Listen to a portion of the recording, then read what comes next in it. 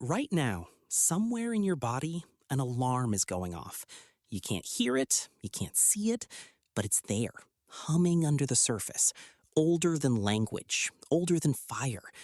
It goes off every time you feel left out, every time a text goes unanswered, every time you eat dinner alone and the silence feels louder than it should. You call this loneliness. Your ancestors called it something else. They called it a death sentence. For most of human history, being alone didn't just feel bad, it was fatal.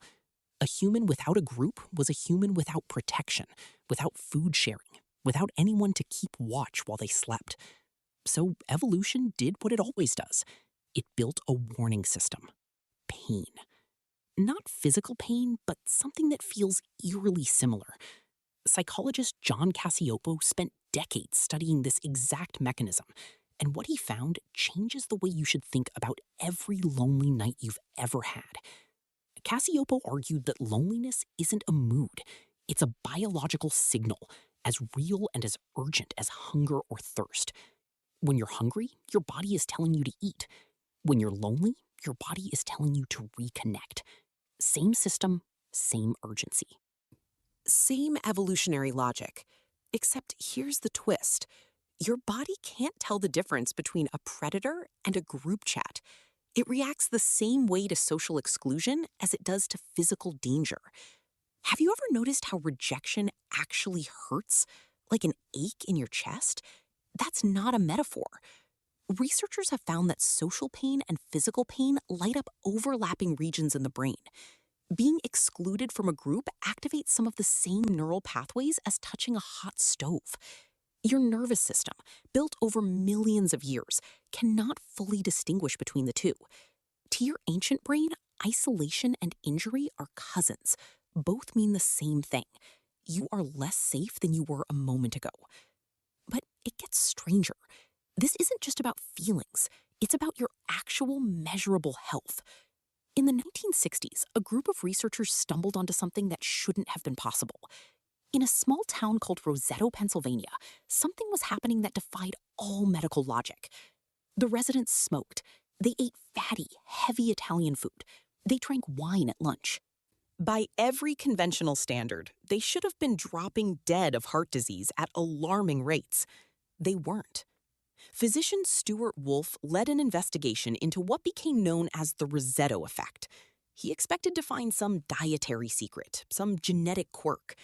Instead, he found something almost nobody was looking for: multi-generational households, neighbors who knew each other's names, grandparents who ate dinner with their grandchildren every single night, a town where isolation was almost non-existent. Heart disease rates in Roseto were dramatically lower than in nearby towns, with nearly identical diets and lifestyles. The only real difference was connection. Then something happened.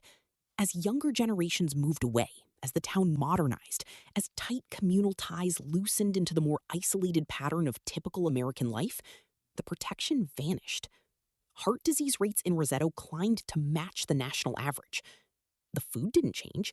The genetics didn't change. The social fabric did. Isolation, it turned out, could undo decades of apparent immunity in a single generation.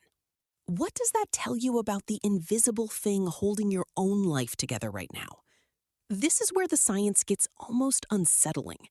Psychologist Julianne Holt-Lundstad conducted a massive analysis, pulling together data from over 300,000 participants across dozens of studies.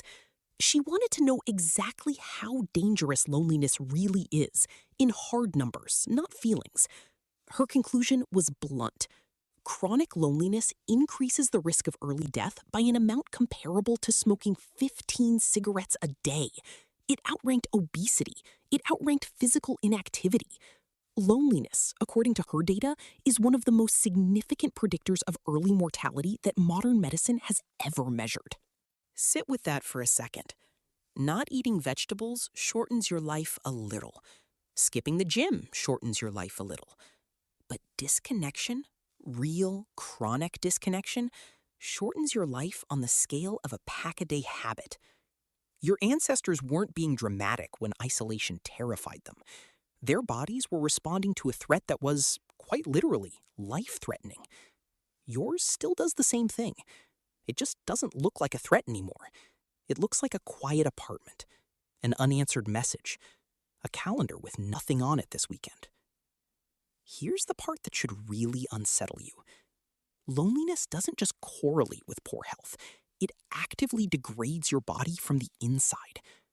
Chronic loneliness has been linked to elevated levels of cortisol, the stress hormone that, over time, wears down your cardiovascular system. It has been linked to inflammation, the kind that quietly damages tissue over years and decades. It disrupts sleep. It weakens the immune response. Your body isn't just sad when you're lonely. It's under siege. Slowly, the way a candle burns down without you noticing the wax disappearing. Why would evolution build something this punishing? Because for nearly all of human history, this punishment kept people alive. A person who felt unbearable psychological pain when isolated was a person motivated to rejoin the group, to repair the relationship, to seek out the tribe before the wolves or the winter or the rival clan found them alone. The people who didn't feel that pain, who were comfortable wandering off by themselves, simply didn't survive long enough to pass on that indifference.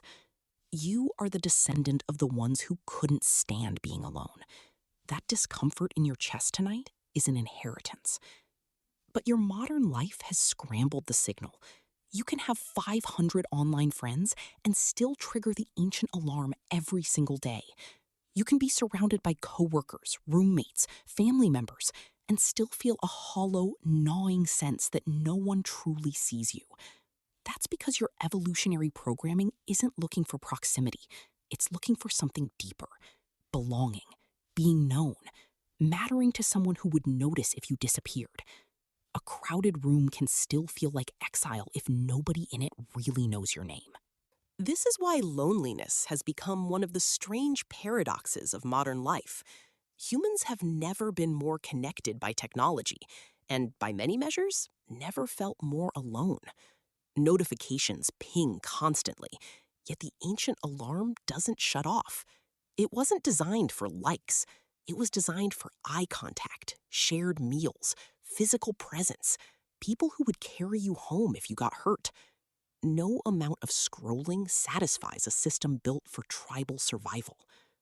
So what do you do with an alarm this old, this stubborn, and this poorly suited to the world you actually live in? You don't silence it, you answer it, the way your ancestors did. Not with more screens, but with the things Rossetto had almost by accident. Shared meals, repeated faces, people who know your history, not just your headline. The research is consistent on this point. It isn't the number of relationships that protects you, it's the depth of a handful of them. Think about the last time someone really listened to you, without checking their phone, without waiting for their turn to talk. Think about how rare that has become, and how much your body seemed to relax when it happened. That relaxation isn't imagination. It's your nervous system standing down from a threat it has been quietly bracing against. So the next time that ache shows up, the quiet, unnamed pain of an empty evening, don't dismiss it as weakness or oversensitivity. It is neither. It is one of the oldest, most reliable signals your body has ever produced. The same signal that kept your ancestors alive on the savannah, still firing thousands of years later in your living room. It isn't a flaw in the system. It is the system, working exactly as it was built to. And maybe that's the strangest part of all. The alarm going off in your body right now isn't a modern malfunction. It's an ancient message, arriving perfectly on time.